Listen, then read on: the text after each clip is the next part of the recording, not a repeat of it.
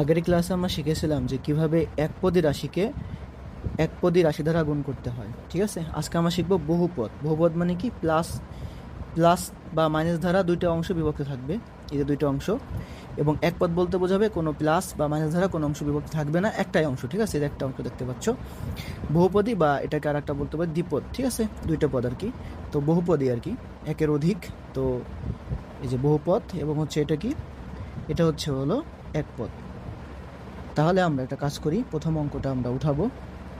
অঙ্কটা প্রথম উঠাই। এখানে 5x² y প্লাস 7xy² হচ্ছে গুণ 5x³ এবং হচ্ছে y³ তো এটা হচ্ছে আমাদের ম্যাথ।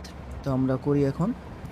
দেখো, প্রথমে কি করব, এটার সঙ্গে আমি এইটা গুণ করব, আবার এটার সাথে আবার এটা গুণ করব, মানে একটা ধারা দুইটাকেই গুণ করব। তো দেখা যাক, প্রথম অংশ ধারা আমি এটা গুণ করি, কত হবে? 5 5 25। ঠিক আছে, আর x³ আর হলো x² ঠিক আছে, তাহলে কত হবে? আমি জানি b যদি সমান হয়, গুণের সময় পাওয়ারগুলো যোগ হয়, 3 আর হলো 2, কত হবে? 5। ঠিক আছে, এরপর দেখো y³ এবং y এর মনে মনে 1 আছে কিন্তু, তার মানে y থাকবে, এখানে y নিব, এবং হচ্ছে 3 আর এবং হচ্ছে এখানে মনে মনে 1 আছে, তাহলে কী হবে?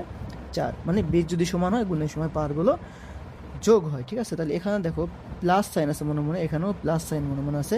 তো প্লাসে প্লাসে এই সাইনটা হবে প্লাস, আমি এটা লিখলাম না। ঠিক আছে, এরপর কত হবে? দেখো 5 এবং 7। আমি আবার এই অংশ দ্বারা কিন্তু প্রথম এটা গুণ করা হয়ে গেল, এখন আমি এই অংশ দ্বারা কিন্তু দ্বিতীয় অংশটা গুণ করবো, তাহলে কত হবে? 5 7 35। ঠিক আছে, এবং x³ এবং x এর পাওয়ার উপরে মনে মনে 1 আছে, কত হবে? x⁴ এবং y³ এবং হচ্ছে y², তাহলে কত হবে? 3 আর 2 হচ্ছে 5। ঠিক আছে, দেখো এটার আগে কিন্তু মনে মনে প্লাস আছে, এটার আগে কিন্তু মনে মনে প্লাস আছে, কত হবে? প্লাসে প্লাসে প্লাস। ঠিক আছে, বিকল্প একটা নিয়ম আছে, আমি এটা বিকল্প নিয়মটা দেখাই। আমি বলবো যে সবসময় এই নিয়মেই করবা। বিকল্প এটা কিন্তু বেশি প্রসিদ্ধ না, বাট আমি তাও বোঝানোর জন্য দেখাই আর কি, এটা কেমন হবে। 5 7 35, x3 আর হলো x হলে কত হবে? x4, এবং এটা কত হবে? y⁵ প্লাসের প্লাস 5 5 25 কত হবে? 5 এবং হচ্ছে y⁵ কত হবে? 4। কেন?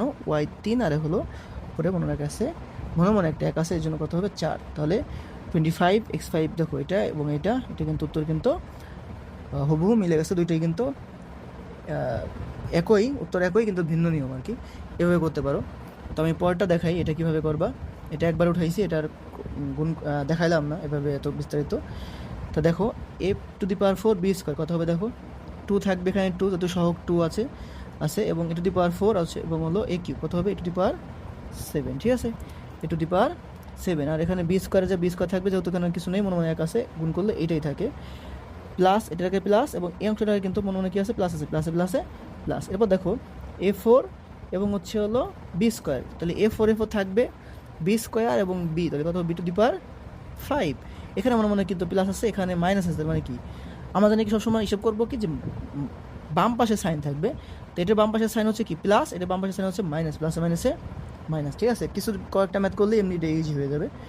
এরপর দেখো a⁴ b², আমি আগে সহগটা গুণ করবো, যেহেতু সহগ এখানে কোনো কিছু না, এমন মনে 1 আছে, 3 অক্ষে 3, এবং হচ্ছে a এবং কত হবে? a⁵, কেন? এবং মানে 1 আছে এখানে, আর এটা হচ্ছে 4 আছে, তাহলে কত হবে?